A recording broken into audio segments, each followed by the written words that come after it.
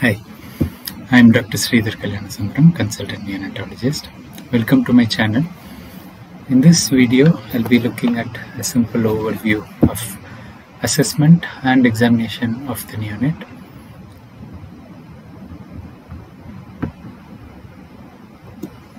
So we will review the risk factors at the time of delivery. That's part of the assessment. We will look at the group B streptococcus screening result. All of you should be familiar with the protocol that you use in your unit. You may be using the Royal College protocol, you may be using the American Academy protocol, or you may be using the early onset sepsis screen score. We have the antenatal and maternal screening results. So this will be the various tests, the infection screen like hepatitis B, HIV, VDRL, and so on, as well as the diabetes status, the scan results which show any concerns, and the growth status including the flow during the later periods, especially in a growth restricted baby. So early onset sepsis score calculator, there is a video on my channel. I will refer you to that. This is based on the group B streptococcal infection risk as well as results based and the clinical condition of the baby. There are also risk factors for blood glucose monitoring. I will be mentioning that briefly, but again there is a video on hypoglycemia where this is discussed in detail. Risk factors for jaundice, blood group incompatibility setting, family history, and so on. Again, I refer you to both the lecture on neonatal jaundice as well as the use of the Billy tool, which is there on the channel as well. Any other factors that would warrant close monitoring should be looked at as well. So family history of sudden deaths or any other concerns, any suspicion of inborn error of metabolism, and so on. The initial examination of the baby is done soon after delivery by the nurse, midwife, or the doctor attending the delivery, depending on the situation in your hospital. The postnatal full examination should be done by the pediatrician at least once prior to discharge home. This should be a head-to-toe assessment, which we'll be discussing. So when we talk of head-to-toe systemic examination, we look at the head, face, mouth, ears, and all the structures, the digits of the baby, the extremities in close detail, cardiovascular system assessment including the femoral pulses, the presence or absence of murmur, respiratory system from point of view of respiratory distress, symmetry of air entry, and so on. Examination of the abdomen for shape, any absence of hernia, and we have to look for the organomegaly as well. Examination of the central nervous system including the measurement of the head circumference, the tone of the baby, reflexes including the primitive reflexes that are there in the newborn period. We also look at the eyes, which is the red reflex, and presence of subconjunctival hemorrhage or other concerns. Hip examination as well. So the skin is the first organ we look at, and parents are often anxious about cutaneous findings. I refer you to my video on skin rash in newborns, and this will just be a quick overview. So we get findings like mottling on the skin, which is called cutis marmorata. Erythema toxicum, erythematous blotchy rash with papules in the middle, which is very common, benign. Milia, which is white, purely white small papules and vesicles, and which are benign, usually happen on the chin, nose, and so on. It usually stays for 3 weeks or so. And miliaria, which is prickly heat due to overwrapping the baby. Mongolian spots, which are very common in the dark skin races, especially in this location. It can be there in the extremities as well. All these are benign, do not need any intervention. Another common concern when we look at the head of the baby is presence of caput and cephalhematoma. So we have the layers of the scalp starting from the skin. If there is a collection under the skin because of the position of the head or the use of vacuum, it's usually caput, and that is serosanguinous liquid which seeps out of the vessels due to the pressure around delivery. We have the periosteum, which is the covering of the bone, and if there is a bleed under the bone covering and over the surface of the bone, it's limited by the periosteum to that bone surface. This is called a cephalhematoma. A cephalhematoma typically happens even after non-traumatic deliveries, may be an effect of the negative pressure during the descent of the head. It can happen in traumatic deliveries and with vacuum extraction as well. You can see it rising after the first 12 to 24 hours. It's usually not present at birth. The blood accumulates. It's limited by the periosteum, which is a tense membrane, so it doesn't keep expanding.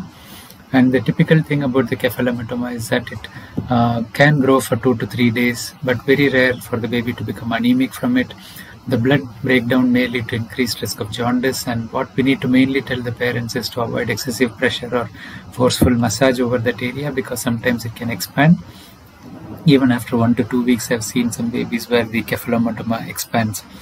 And we also have to tell them that it takes time to resolve. It slowly organizes itself around the edges. It may feel firm, and in the center it feels continues to feel boggy, and then it becomes firm, a small nodule-like thing after the blood clot organizes. The subgaleal hematoma happens between the galea aponeurotica and the muscle layer, and because it's a loose space which is not limited, it can spread widely.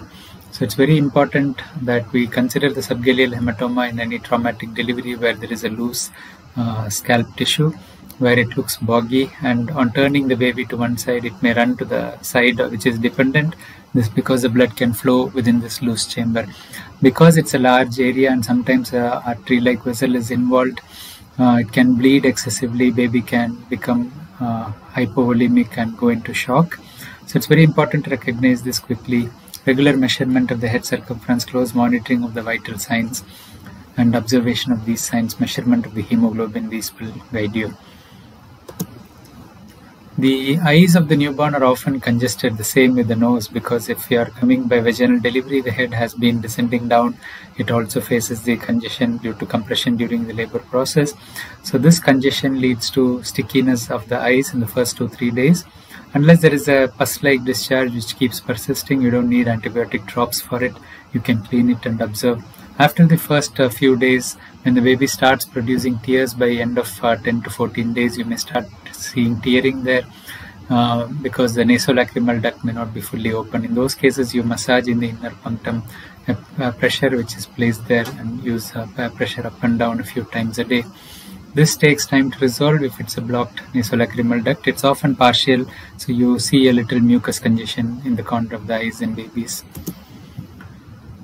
When you look at the head and assessment of the face of the baby, you look for dysmorphism. Cleft lip and palate usually are very striking, but the cleft palate can be missed sometimes unless you look carefully. If it's a posterior cleft or a cleft of the soft palate, you may need to use a tongue depressor. It's a good idea to feel with your hand as well, so you don't miss it and it doesn't lead to medico-legal problems. The cleft lip and cleft palate, you need a special team to assess and support the feeding. You may need a special type of bottle like Haberman bottle. So this is one of the main things. Any other form of dysmorphism, seek your senior colleagues' advice, because if you tell something to the family and they get upset, it can escalate problems. It may lead to unnecessary anxiety. So don't name syndromes, or don't mention that the baby is looking abnormal. Also look at both parents and other family members. One good way to ask the parents whether the baby resembles anyone in the family. So sometimes it's a familial slight feature difference. Coming to cord care, we don't routinely recommend use of alcohol wipes, and avoid covering the cord with a nappy. Fold the nappy below the cord so it doesn't encourage the growth of anaerobes, which will lead to smell and also stickiness. Colonization with the aerobe supports drying and separation, so use of antibiotic powders and creams are not recommended, as it will delay the separation by delaying the colonization with these bacteria. When it is starting to separate, you clean that with wet cotton, and air drying is adequate, keeping the nappy below it. Red reflex is a very important part of the assessment, and many of us may not be doing it routinely. If you are not doing it routinely, please start incorporating it. It only needs an ophthalmoscope, and it's fairly simple to learn. So you keep the ophthalmoscope next to your eyes and look into the baby's eyes. This doctor is holding the baby up, but you can also keep the baby on the crib or request someone else. So you may need to separate the eyelids When the baby is quiet, you can separate the eyelids and see the red reflex quite easily. So in an awake baby, again, be very gentle. Do the red reflex at the start before the baby starts crying, because once a baby starts crying, the eyelids are screwed in and you cannot really open it to see the red reflex well. If the baby doesn't open the eyes well, you can hold like this and rock the baby back and forth when they open slightly. As long as you're focused on the pupils, it's just a quick glance which tells you that the light pathway through the eyes to the choroid, which is the red pink color you see in the back, is normal. So the retina is transparent, so the choroid vessels will reflect through that, and that's what we are seeing. And this is a normal red reflex, and you may have a paler red reflex or a very bright red reflex depending on the skin complexion. The fairer skin races have a very bright red reflex, and the pale skin ones or dark skin ones will have a pale fundus. Sometimes it's difficult to assess whether it is a pale fundus or whether it's a failed reflex. So you wait for the baby to move, or you turn the baby's head to the side. You see the blood vessels streaking past, then it's just a pale fundus. You also have subconjunctival hemorrhage, which is fairly common, which is a source of anxiety for the parents. Usually resolves within a few days to weeks. You don't need to routinely examine the eyes inside by the ophthalmoscope and the ophthalmology review, because even if it's a very small retinal hemorrhage due to the delivery, it usually resolves on its own. But where you have a doubt about the red reflex, you should always review with the ophthalmologist, who can do the slit lamp and other assessments to look for the reason for it. As I mentioned about the eyes, the nasal congestion is also common. The baby may have noisy breathing, which clears with saline drops. Very rarely you may need suction. Where there is a persistent block, you consider choanal atresia. This can be unilateral, in which case you may not pick it up in the newborn period. Bilateral choanal atresia is not common. It's 1 in 30,000 or so. But it can be a serious condition, as when the baby closes the mouth, the cyanosis sets in. When the baby is crying, the color becomes normal. So this is a clue, and you may consider a CT scan. This is one indication where we don't resist CT scan, because if it's a bony choanal atresia, only the CT scan will pick it up better than the MRI. Examination of the cardiovascular system, you have to listen for the heart sounds, the heart rate, the peripheral pulses, and the capillary filling. You listen for murmur as well if it is there. Many babies have a transient murmur due to the PDA closing or a transient tricuspid regurgitation.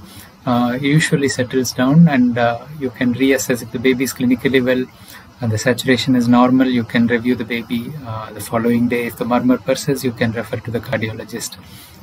It's important to feel the femoral pulses bilaterally, but remember that feeling the pulse in the first 24-48 hours doesn't rule out coarctation of the aorta, because the PDA is open and it may be bringing the blood to the lower limb as well. So it's always important to remember that you need to reassess the baby, and somewhere along this the critical heart disease screen may bring up a lowish saturation by 24 hours in some of these babies. So the critical heart disease screen, there are detailed videos on my channel and you can review those. The oxygen saturation is monitored close to 24 hours. Earlier, if it is discharged early, you do it typically in the right hand, which is a preductal saturation, and on either foot, which is a postductal. Baby should be awake but not struggling and have regular breathing. Take the record for at least 2 minutes. It's mainly aimed at critical heart disease, the hypoplastic left heart, tricuspid or pulmonary atresia, tetralogy of Fallot, transposition, and TAPVC. So the child is in a well baby nursery more than or equal to 24 hours of age or shortly before discharge. If less than 24 hours, you screen the baby. If it is less than 90% in the right hand or foot, it's a positive screen or a failed test. If it is 90 to 95 or the difference is more than 3%, you repeat in 1 hour, and you can repeat that twice, even though the recent update suggests that the second repeat may not be necessary. And you can go to the third part, which is a pass test more than 95% and less than 3% difference. So moving on to what would you do if there is a failed test? I mean, obviously you have to evaluate clinically. If it's a respiratory condition causing the saturation to be low, you manage appropriately. If there is a murmur or you don't find any other reason, call the cardiologist to do a scan before the baby can be discharged or managed as necessary.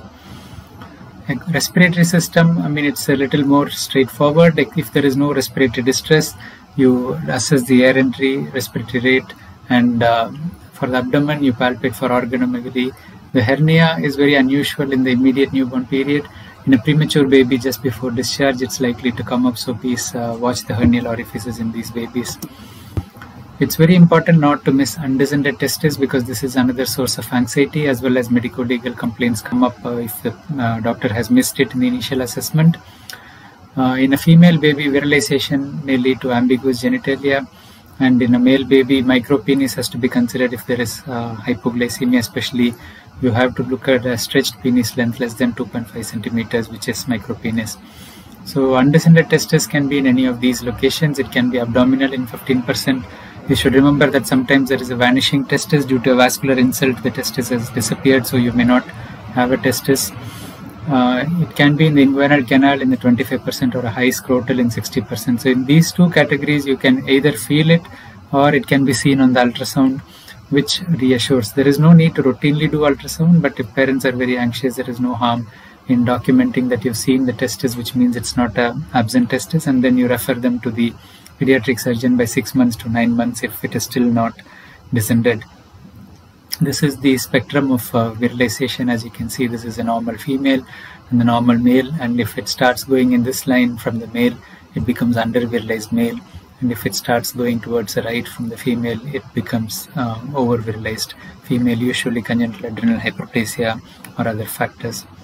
The under-virilized male may lead to hypospadias and micropenis. The next aspect is the hip assessment, which is very important as well, and we can refer for hip ultrasound if there is breech presentation. Female baby is more at risk. Family history where the first degree relative has a risk of developmental dysplasia, or we have an abnormal clinical examination by the Barlow's or Ortolani test.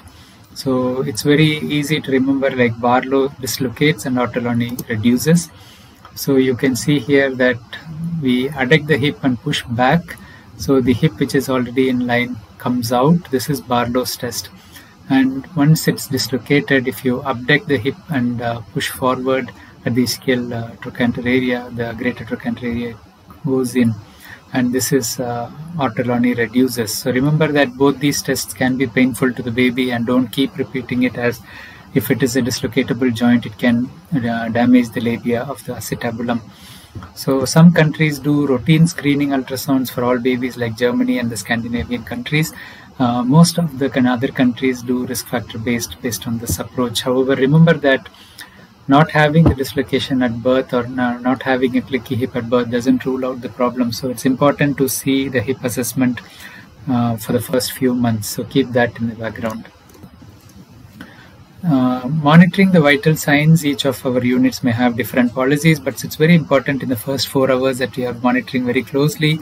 After the first 4 hours, some units do it every 4 hours till discharge. Some units go down to 4 hourly for the first 12 hours and then 6 hourly till discharge. But some form of regular monitoring is needed, and the parent should be clearly instructed that you have to inform the nurse if there is any concern. When the nurse is assessing the vital signs, they can plot it on the newborn early warning score, which is a conglomeration of findings like temperature, respiratory rate, presence or absence of grunting, heart rate, color, and neurological response. And according to the range at which comes in, you can score as normal, amber, or red. The more the number of amber signs, the more significant it is, but any red sign is very significant and needs immediate assessment. So if there is one amber observation, you need to repeat the observations in 30 minutes, but inform the doctor or midwife and look for factors that may improve it yourself depending on which aspect of it is abnormal. For example, if the temperature is coming on the cooler side, you look at the room temperature, you look at the wrapping. If the baby is warm, you can again look at the room temperature, look at risk factors closely, and so on. If there is 2 amber or 1 red, immediate review by the pediatrician is necessary. A quick mention of the hypoglycemia risk factors. Normal newborn should not have blood sugar checked because they have the postnatal nadir. If you check the sugar and find it low, you will unnecessarily intervene. That's why we screen based on the risk factors, and the risk factors are based on the inability of the babies to cope with the hypoglycemia, either because they have no stores to respond to the hormones which stimulate, or they have picture of hyperinsulinism, where there is resistance to using these stores. So we have large for gestational age or small for gestational age babies, infant of diabetic mother, mother on beta blockers, premature babies, and symptomatic babies of any type are at risk as well. Neonatal jaundice is very important. Most units now have the transcutaneous bilirubinometer, so don't go by your visual assessment of jaundice. You have to identify the risk factors for jaundice as well. If the mother is Rh negative, mom is O positive, with the baby being AB or ABU, which is ABO setting, you have a positive direct antigen test, which is a Coombs test. You have bruising or cephalometoma, which increases the risk of jaundice. Term babies less than 39 weeks, so 37 and 38 weekers, and the late premature babies are at risk as well. And if you have risk factors for early onset sepsis, there is a higher risk of jaundice as well. So it's a very common problem, and you have to monitor it before you consider discharge, and also when you plan the follow-up. You have to have clear-cut guidelines. I mentioned the CDC guidelines and the use of the Billy tool. I refer you to my video on that topic to review. A couple of slides about common antenatal problems and approach. If there is antenatal hydronephrosis, you review the antenatal scan findings on whether it is unilateral or bilateral and the size of the pelvis.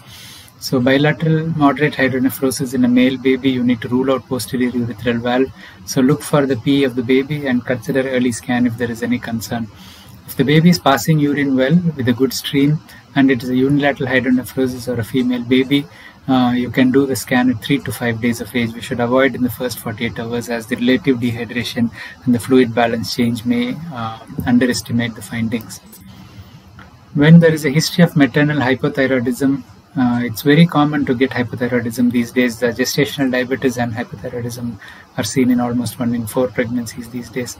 So check the history of previous hyperthyroidism, and if simple hypothyroid in the mother, sending the newborn screen and considering the thyroid function. If the newborn screen abnormal or if there is other concerns like prolonged jaundice should be adequate.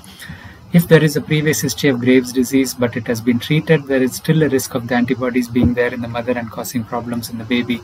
So do the thyroid function on day 2 to 3, and remember that there is a TSH surge in the first 2 days which can... Hi, welcome to my channel. The previous part 1 of this video unintentionally stopped early, so I'm continuing it in this video. Here we will mainly discuss some of the antenatal concerns and then go on to a couple of postnatal concerns as well. So antenatal hydronephrosis is not uncommon. We hear that frequently. Our obstetric colleagues inform us that this scan showed hydronephrosis. Bilateral moderate hydronephrosis in the male baby, we definitely need to rule out posterior urethral valve, and an early scan by day 2 would be advisable. However, looking at the urinary stream is a good guide as well, and if the stream is normal and it was not very significant antenatally, you can wait for 2 to 3 days. If the baby is passing urine well and it's a unilateral scan or mild to moderate in a female baby, we can do the scan at 3 to 5 days of age or later. We should avoid that in the first 2 days, as there is the dehydration that is seen, which you can result in underestimating the size of the hydronephrosis. So this is to show you the normal system, the kidneys, the ureter, the bladder which is not dilated or trabeculated, and the normal urethra, and you can see the normal pelvic calyceal system. Here there is hydronephrosis. Obviously there is effacing of the pelvic calyceal junction, dilatation of the calyces. The ureters appear dilated. The bladder has dilated, thickened walls which are trabeculated. This is due to the force needed to contract to empty. And then you have the dilatation of the proximal urethra with an obstruction. So this is a typical picture we find in posterior urethral valve, which is definitely more common in males. Many of these cases may be having associated oligohydramnias. That's why the prenatal evaluation includes scan at the second trimester, which may show more than or equal to 4 mm, and then you follow it up. If it is unilateral, you can repeat at third trimester, and if it is more than 7 mm, as I said, we need a postnatal scan after 3 to 7 days. If it is moderate or severe, after 7 days for mild to moderate. So The definition of mild, moderate and severe varies. Normally 10 to 15 millimeter is taken as moderate and more than 15 is taken as severe. Mild is less than 10, the postnatal scans. Bilateral hydronephrosis, you may have oligohydramnias, which makes it very serious, and a risk assessment and multidisciplinary approach is needed. If it is not associated with oligohydramnias, you do a serial antenatal scan every 2 to 6 weeks, and then if the oligohydramnias develops again, your management will depend on the gestational age, because if it's a later gestation, you may want to deliver early for the risk of pulmonary hypoplasia. If the oligohydramnias is not there and the kidney dilatation is more than 7, we need to do the postnatal ultrasound. Again, as I said, if it's a male with distended bladder or moderate severe antenatal hydronephrosis, you do it early, or if it is milder, you do it later. If there is an associated systemic malformation, you have to provide appropriate counseling as per the malformation. There are so many guidelines for postnatal ultrasound, and it's always variable. This is from Indian Journal of Nephrology, published in 2013. So this is a reasonable one, except for the definition of the 7 to 10 millimeter, where many of us use up to 12 millimeter and some even up to 15 if there are no other concerns. The SFU grade depends on how the pelvic helical system effacement is there, what is the dilatation of the pelvis, and so on. So if it is a mild hydronephrosis, no intervention is needed, and if there is no hydronephrosis, no intervention, less than 7 millimeter anterior-posterior pelvic diameter. If it is mild without ureteric dilatation, APD 7 to 10 millimeter after 3rd day of scan. Ultrasound every 3 to 6 months until resolution. Majority in the 10 to 12 millimeter fall in this category as well. That's why most of us include less than 10 as mild, less than 12 as mild. And moderate to severe hydronephrosis, where it's more than 10 to 12, or it's mild with ureteric dilatation. We have to do a micturating cystourethropy with adequate precautions to prevent infection being introduced. If there is no vesicoureteric reflex, you do a diuretic renography.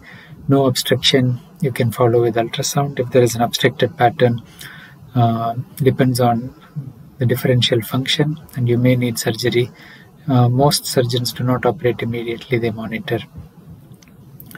Again, if there is vesicoureteric reflex, you start antibiotic prophylaxis. Otherwise, you don't really need antibiotic prophylaxis in this category.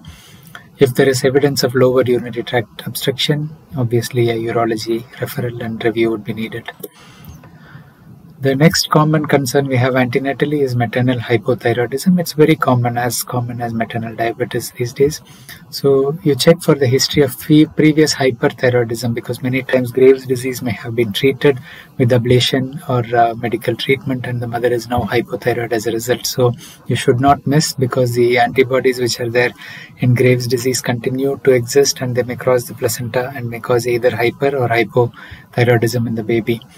If there is simple hypothyroidism, you send the newborn screen, and you can consider the thyroid function test if the newborn screen is abnormal, or if you have concerns like prolonged jaundice, when you do the thyroid function as well. If there is a previous history of hyperthyroidism, you do the thyroid function on day 2 to 3 and repeat according to the clinical condition. So if it is simple maternal hypothyroidism, which is the commonest type, the newborn screening is adequate. But if you are not able to do the newborn screen, it's better to do the thyroid function. There are many concerns that are seen on antenatal scans, including single umbilical artery, echogenic bowel, choroid plexus or germinal matrix cyst, antenatal ventriculomegaly in the brain, especially in the lateral ventricle, and echogenic focus in the heart.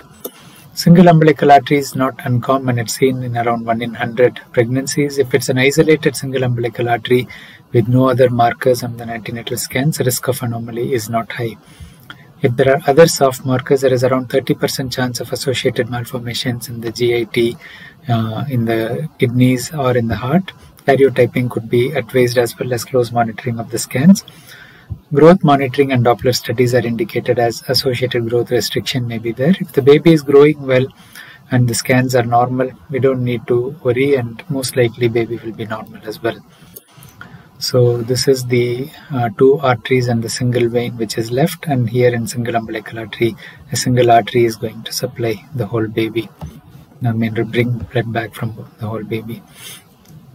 Echogenic bowel is again another benign finding, not too uncommon. So you can see here that the bowel looks quite bright, and this is how it looks from the distance when the fetal scan is being done. In majority of the situations, it may be due to an antenatal maternal bleed with the liquor being blood stained. The baby swallowed the blood, and the blood which is being resorbed is resulting in some echogenic focus. However, we cannot rule out conditions which cause inspissated meconium, especially cystic fibrosis. So if in a Caucasian population where there is a high risk, you could consider cystic fibrosis. It's included in the newborn screening in most situations, so that should be adequate. Associated malformation should be looked for more closely in this situation as well, so majority have no concern. The choroid plexus cyst again is benign in most situations. However, there is a link with trisomies. So if the age or the associated scan malformation suggests, you may consider karyotyping. Most of them may resolve by 26 to 28 weeks. So a repeat scan, if no other anomalies are present, may be all that is needed. It's usually benign. It can be unilateral or bilateral. Bilateral, of course, you have to be more careful with the trisomies. The germinal matrix cyst may be benign. It may be a variation like coarctation of the lateral ventricle, or it may be due to an antenatal hemorrhage which is organizing. So majority of the cases, if there is no ventriculomegaly, monitoring and a postnatal scan is all that is needed. The same applies to dilatation of the lateral ventricle antenatally. If it is mild, you don't need to worry, you do a postnatal ultrasound. If there is associated hydrocephalus, you need to plan the delivery accordingly and investigate after the baby is born. Echogenic focus in the heart is another common finding which is benign in most of the situations. The exact reason for that is not clear. Maybe some calcium deposit in the developing myocardium. However, most of them disappear, and even if they don't disappear, postnatal scans are normal. So if the baby is clinically normal, the rest of the scans are normal. You don't need to worry about an echogenic focus in the heart. If there are other associated anomalies similar to the other concerns I mentioned, you may need to review that. Postnatally, one of the common worries is the sacral dimple. So here we have to look at the features. Can you see the bottom of the dimple? If you can see the bottom, you don't need urgent referral. Later on, you may result in poor leg movement or bowel opening, like the anal sphincter difficulty, but very rare to see that in the newborn period. So these are examples. Many times we see this slightly curving to the side like a tail, and the coccyx is obviously a remnant of the vestigial tail, which we don't have, thankfully. So remember that slight deviations in that area are normal. These are shallow dimples. The other risk factors include associated cutaneous finding like hypertrichosis or hemangioma over the dimple area or the sacral area, or abnormal neurologic findings. If they are there, you need to do MRI or neurosurgical referral. If there are multiple dimples or a dimple diameter is more than 5 mm, the depth of the dimple is more than 5 mm, so you can't see the end of it. If it's more than 2.5 cm above the anal verge, so it's significant, and again outside the sacrococcygeal region, then you do an ultrasound or MRI. One common problem with the ultrasound is the expertise of the sonographers. In sacral ultrasound may be limited, and MRI may be considered. The associated features may be tethered cord, which can cause limping gait and paralysis later on in life, and that's one of the main factors we're looking at. Or spina bifida occulta may be present.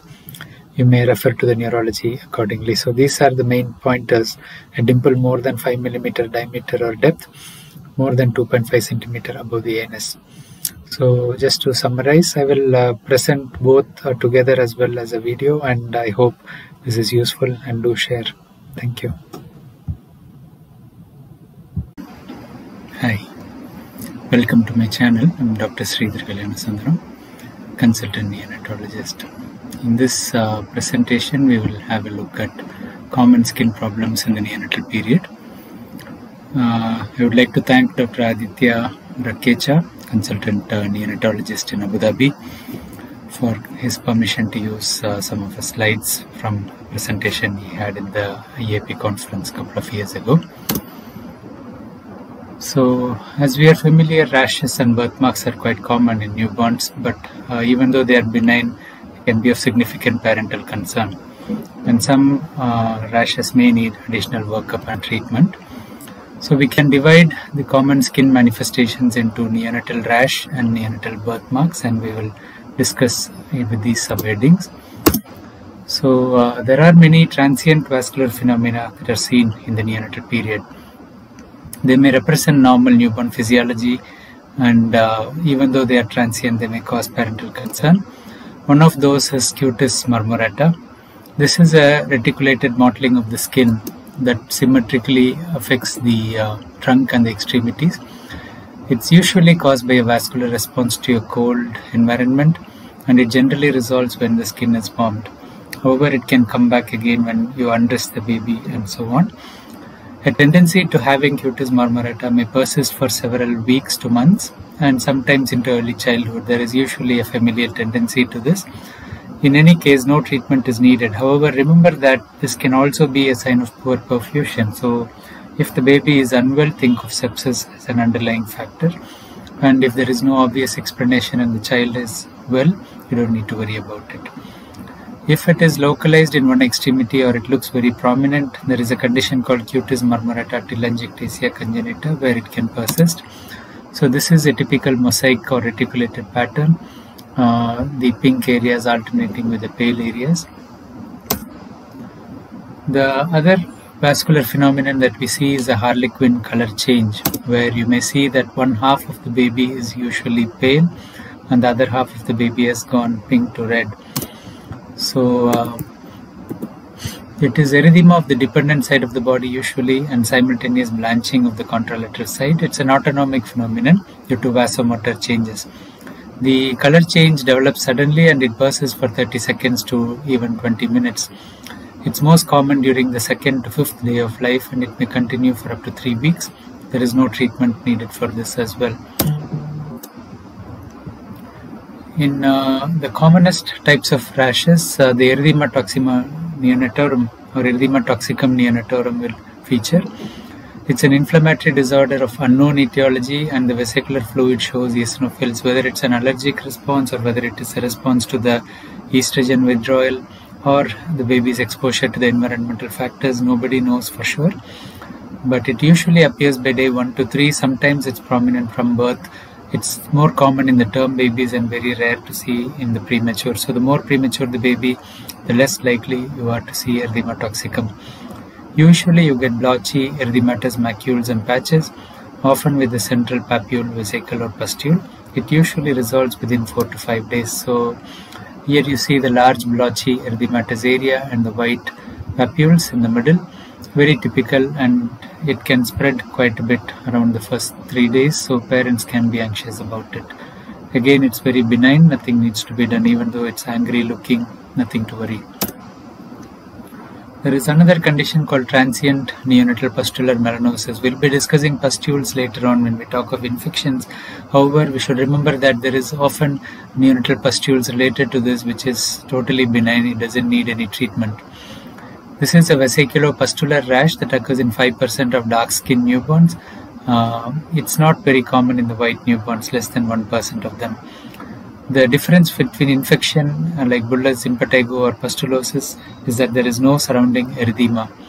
The lesions rupture easily, leaving a colorative scale and a pigmented macule. Many times a baby is born with a lot of skin scaling related to this. Usually fades over 3 to 4 weeks. All areas may be affected, including the palms and soles. So this is a prominent one, and you may get the scaling and the pigmentation related to that as well. Acne neonatorum is also fairly common. It occurs in around 20% of newborns. There are closed comedones on the forehead, nose and cheeks. These may mimic pustules as well. This lesion usually resolves spontaneously within 4 months. The treatment is generally not indicated. Review the ambient temperature, don't overwrap the baby, and avoid oil application over the affected skin areas. This is acne neonatorum as well. So you get many different comedones. You may get shiny topped papules. You may get pustule-like lesions, and typically the cheeks and the forehead are affected. This starts usually about 10 to 14 days of life and may stay for another 3 to 4 weeks. Milia is small epidermal inclusion cysts, and they are tiny 1 to 2 millimeter purely white or yellow papules. It usually is seen on the forehead, nose, and cheeks, as well as the chin. It can be present at birth or appear thereafter. They disappear spontaneously, usually within the first month, although they may persist into the second or third month. As I discussed before, these cause parental concern, but we have to reassure them that it is benign. So you can get similar ones on the nose and on the cheeks as well. The miliaria is a different one from milia, where it's more like prickly heat. It's due to the superficial eccrine duct closure. That's the same reason why we get prickly heat. It's 1 to 2 millimeter vesicles without the surrounding erythema. It's most common on the head, neck, and trunk. Each vesicle evolves with rupture followed by desquamation, and it may persist for hours to days, and it resolves spontaneously. So you get the purely white small vesicles. So this is usually on the forehead. Avoid overwrapping the baby, avoid hat unless the baby needs it, and look at the ambient temperature again. Miliaria rubra is often referred to as heat rash. We don't know the exact reason why it happens, but it's usually erythematous papules and vesicles, usually a little more confluent, and it occurs on the covered portions of skin. Avoid excess environmental heat and overdressing again, and cool baths or sponge baths may be helpful. It's usually transient and fleeting, but parents describe it happening very briefly over different parts of the skin, usually over the abdominal wall. So you can see this coming and going. If the skin feels rough, advising a moisturizer on wet skin is useful. However, if the skin texture is normal, you can just monitor it. Cradle cap or seborrheic dermatitis, we still are not sure about the reason. It's overreaction of the sebaceous glands, and whether it's a possible inflammatory response to the fungus Malassezia furfur is one of the underlying reasons why we sometimes use ketoconazole to treat it. It's characterized by erythema as well as greasy scales. It's most common on the scalp and the forehead as well as the eyebrows. Other affected areas may include the face, ears, and neck. Erythema tends to predominate in the flexural folds and the intertriginous areas. Scaling predominates on the scalp. So this is how the cradle cap looks like. So you get flaking, scaling, and seborrheic dermatitis can mimic atopic dermatitis as well. Same areas of the cheeks and the face are affected, and it looks red, but here the shiny papules tend to differentiate. It looks less dry but more shiny, and using moisturizer in excess may not be advisable in seborrheic dermatitis, unlike in atopic dermatitis. So it's important to differentiate. Sometimes these lesions may scale and break. The idea of treatment is to soften this up and gently comb it off. If you leave it and the flakes separate with infection in the bottom, you may see redness spreading, and sometimes you may need anti-inflammatory like steroids to treat it. So conservative and stepwise approach to treatment is warranted. We begin with reassurance and watchful waiting. The scales can often be removed with a soft brush after you shampoo. An emollient like soft white petrolatum may help to soften the scales. Vegetable oil like olive oil has an effect on seborrheic dermatitis, and soaking the scalp overnight and then shampooing may help as well. This can be done over the other involved areas like the eyebrows as well, obviously without affecting the eyes. There are specific products like the Mustela Stillacre, which is applied overnight and washed off with the shampoo the next day. This can be repeated over 3 to 5 day period. And if it persists despite a period of watchful waiting and conservative treatment, as I discussed, several other treatment options exist, including steroids. So white petrolatum applying daily may soften the scales and may facilitate removal with a soft brush. Tar containing shampoos can be used when baby shampoo has failed. It's safe but can be irritating. Ketoconazole is considered because of the role of Malassezia furfur. It comes as a cream or a shampoo, and used 3 times weekly. There is no systemic drug levels, but it is a medicated shampoo, so we avoid it unless it's a severe case, and may be better to leave it to the dermatologist to use it. Hydrocortisone 1% cream as well as co-application with Fusidin may be considered where there is inflammation and areas of redness is spreading. Limit the area used. It does show a good response to it, but don't use it unless it is needed. We also have to think of infectious causes of rash. In babies with vesiculopustular rash who appear sick or have atypical rash, you consider bacterial lesions. Streptococcus and Staphylococcus can both cause impetigo and pustules. Listeria can present with rash, and Pseudomonas infections can present with rash as well. Candida, cutaneous candidiasis, excuse the spelling, and syphilis and viral infections, especially herpes simplex. So it's not uncommon to see pustules like this. A cluster of pustules, this is toxic pustular melanosis. It's more generalized, there is no redness. But sometimes you may get clusters of pustules with redness surrounding it in the neck area or under the groin. If the baby looks well and the lesions are not bullous, topical treatment with the antibacterial like Fusirin should be adequate. But for toxic melanosis, there is no need to give Fusirin or any treatment. Bullous impetigo needs treatment. Often if it is significant, you may need oral or systemic antibiotics which cover Staphylococcus. So sometimes it predisposes to staphylococcal scalded skin syndrome. So if the baby presents with the bullous impetigo to start with and then gets an erythematous skin and excessive crying and irritability, consider the scalded skin syndrome. So neonatal herpes is usually an intrapartum acquisition, most commonly after the primary maternal infection. The mean age at presentation is around 5 to 11 days, and there are three main presentations as you're familiar. The skin, eye and mouth, it involves 40% of the cases. If untreated, 70% can disseminate, so don't take it lightly. The disseminated type presents like septicemia. It's seen in 25% of the cases. The skin lesions may be present in up to 60% of these cases as well. And CNS involvement at 35% and skin lesions are seen in 60% of these. So it's very important to have a high index of suspicion, especially if you have rash localized in a sick baby. And you can send the viral culture, PCR or direct immunofluorescence from the skin lesions or other sites like conjunctiva, nasopharynx, oropharynx or the central CSF. It's obviously a very serious condition. It's life-threatening with significant risk of mortality and morbidity, and full evaluation and treatment with high dose of IV acyclovir is needed. So this is how the typical herpetic rash looks like. Obviously herpes can involve the eyes as well, and that's another area we have to focus on. The maternal history may not be forthcoming, and you may consider testing in such cases. Moving on from rashes to birthmarks. Obviously birthmarks can be pigmented birthmarks, which are like the traditional moles we talk of. Vascular birthmarks, which are very common, or they may result from abnormal development. So congenital melanocytic nevus looks like this, very typical. It can be fairly large as well. It's a hyperpigmented macules or thin plaques. You may exhibit hypertrichosis in some of these. There is a risk of malignant transformation. It's 2 to 3% if it is small, that is less than 1.5 centimeter, and rarely a risk of malignancy before puberty. The risk increases to 4 to 8% if it is a large lesion. If it is small, you can observe, and depending on the cosmetic reasons, you may consider excision at puberty. If it is large, you can refer for discussing excision early. The giant ones lying on the head or overlying the midline of the back, consider the MRI of the brain or spine, because there may be associated neurocutaneous melanosis, and sometimes there is a risk of seizures in such cases.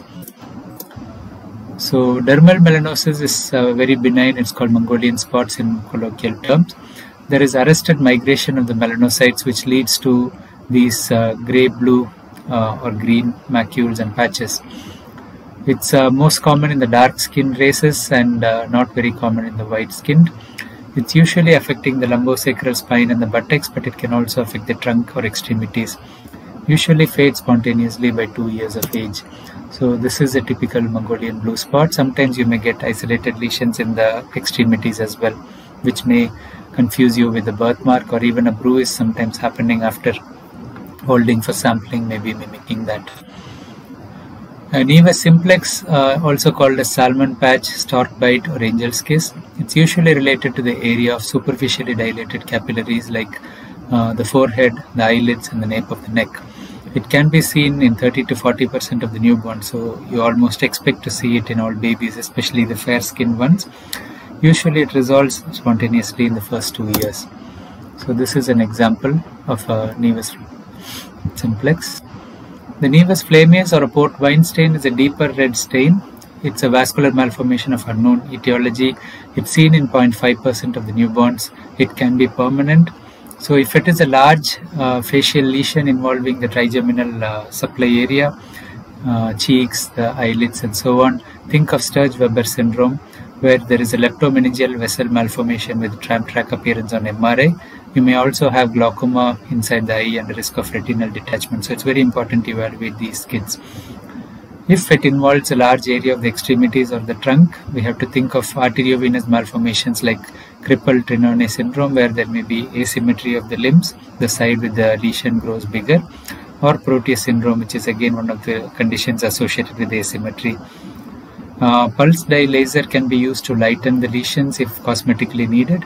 We have to refer to the dermatologist early so they can discuss the optimal time of treatment. This is a typical port wine stain in the trigeminal area of the face. A hemangioma occurs in 1.1 to 2.6% of the newborns. It's due to vascular proliferation. It's a type of hamartoma where the normal tissue proliferates. It's not a tumor. It can be clinically unapparent at birth, or there may be just a pink patch on the skin.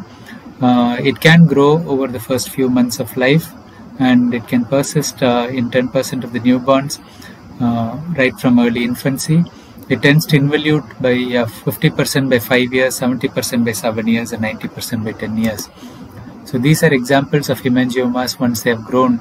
In the evolving phase, they may appear smaller and they may not be raised as well. The hemangiomas needing treatment mainly depends on the location. So this is before and after. A large one next to the nose and the eyes. This is just below the eyes, and if it grows or ulcerates, there is a risk. So we have to treat this as well. And this one is on the lower eyelid. Sometimes I've seen right in the nostril or in the genital area where there is a risk of ulceration. So an ulcerated hemangioma can be quite a difficult problem. So if you see a hemangioma in the scrotum or in the labia of a girl, for example, you have to be very gentle with the skin care, and also we have to treat it early. So the ulcerated hemangioma which has responded and faded. So treatment is indicated if the site is over the eyelids where it can obstruct the vision, close to the nostril where it can block the breathing, genital area where there is a risk of ulceration. Currently we don't use steroid therapy which used to be used before, or laser can still be indicated if they don't respond to propranolol. However, the first day of treatment is propranolol therapy. The dose is gradually increasing from 1 to 3 mg per kilogram per day. A suitable monitoring at initiation and at increments is important as well. There is a good review article which I have quoted here, and the table is taken from that review as well. So we have a dosing protocol suggested by oral suspension produced by dissolving 10 mg tablet. Because we don't have the suspension, we may have a separate formulation for this to maintain stability. We recommend inpatient monitoring for the first 6 hours to even a half-day stay. The dose should be increased from 1 mg per kilogram gradually over 2 to 3 mg per kilogram per day. So here it says 1 week, but sometimes we continue the 2 mg per kilogram dose for a longer time before we increase to 3 if needed. And the target daily dose is administered as 3 divided doses. The common side effects are bradycardia, hypoglycemia, and hypotension. Because of these, you need an ECG at the start as well. It's not clear here, but obviously we have to monitor the blood sugar, we have to monitor the ECG before starting, consider an echocardiography as well, and observe the baby blood pressure and sugar during the initial few hours of starting and at each repeat. Follow-up is also important, and if the lesion has become static, we can start halving the dose and stop it. It's important to involve the pediatric surgeon as well, because ulceration can be a complication and they may need to be involved, or if it doesn't respond to treatment, they need to be involved. The next important topic is a sucking blister, which is very common but benign. So it can be seen in 0.5 to 1% of the newborns as shallow erosions or intact bullae. The site gives a clue anywhere where the baby can reach with the mouth, mostly over the hand area where the baby sucks on the wrist or in the finger or on the thumb. There is no treatment, but if it is eroded, you may consider topical treatment. So these are examples. It can suck over here, it can suck again over the lips itself. You may get a blister, and over the corresponding area on the hand. Neurocutaneous markers have to be remembered as well, and Kaffeala spots can be present in the newborn period, but no need to panic if there are no other signs and no family history. Again, we have to remember ash leaf macule and the association with tuberous sclerosis, especially if we have a newborn presenting with rhabdomyoma, which has been picked up by antenatal scans. Subcutaneous fat necrosis is not uncommon, especially with the babies who have undergone therapeutic hypothermia. So you get lesions under the skin. The skin itself is red and raised, becomes plaque-like. And the main association with this is hypercalcemia. It may persist for some time, so monitor these babies for that. Sometimes it breaks down and it may need plastic surgery review. Very rare, thankfully. So to conclude, there are a wide variety of rash and birthmarks in the neonatal period. It's very important to explain to the parents even if the rash is benign, and you have to refer to the dermatologist as needed. I hope this has been useful. Please share.